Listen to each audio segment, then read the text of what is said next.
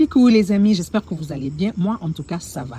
Alors, cette vidéo, c'est pour toutes ces personnes qui ont eu des enfants avec leurs ex-copains ou même leurs ex-maris et qui, en retour, vous prenez les enfants en eau +++ pour blesser ou punir votre ex. Sachez tout simplement que c'est votre enfant ou vos enfants que vous êtes en train de blesser ou de punir. Si par exemple ton ex a refait sa vie, passe à autre chose. Si la relation n'a pas marché, et surtout si toi aussi à ton tour, tu as refait ta vie, pourquoi empêcher l'enfant de voir son père? Pourquoi empêcher l'enfant de parler à son père? Pourquoi empêcher l'enfant d'entrer en contact avec son père? Pourquoi empêcher l'enfant d'entrer en contact avec la famille de son père? Pourquoi? Like why? Sachez tout simplement que c'est votre enfant que vous êtes en train de punir aussi. Et vous, parents, frères et sœurs, et surtout les mères qui encouragent ce genre de comportement, sachez tout simplement que vous encouragez le mal au fait. Vous êtes en train de punir les enfants ou l'enfant. L'enfant a besoin de l'équilibre de ses deux parents. La relation a tourné au vinaigre, mais la coparentalité peut toujours passer. Et donner l'occasion au père de faire son rôle, de jouer son rôle de père. Alors, je vous laisse écouter cette vidéo. Waouh, waouh, waouh, waouh.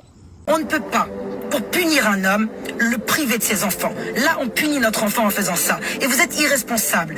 Même s'il a refait sa vie et que ça ne te fait pas plaisir, tu ne peux pas le priver de son enfant. Tu ne peux pas le priver de son enfant. Fais en sorte que ton enfant garde cet équilibre. Cet homme a envie de s'en occuper. Pourquoi tu l'empêches ? Pourquoi tu l'empêches de faire son rôle? Les mamans qui prennent les enfants en otage, les mamans qui empêchent à leurs enfants de voir leur père, qui les tiennent en otage, qui leur empêchent de les appeler pour blesser le père. Vous cherchez à blesser votre ex. Mais c'est votre enfant que vous êtes en train de blesser. C'est à votre enfant que vous faites du mal. Un enfant a besoin de l'équilibre de ses deux parents. Et lorsque vous faites ça pour blesser votre ex, parce que la relation n'a pas fonctionné, vous n'avez peut-être pas réussi votre couple, mais vous pouvez réussir votre coparentalité. Vous pouvez faire un effort par amour pour vos enfants, de se dire, ok, je vais maintenir le lien avec son père, je vais tout faire pour qu'il continue à voir son père. Et je parle pas des pères psychopathes, violents, ça sert à rien de venir commenter en disant oui mais moi c'était un psychopathe, non.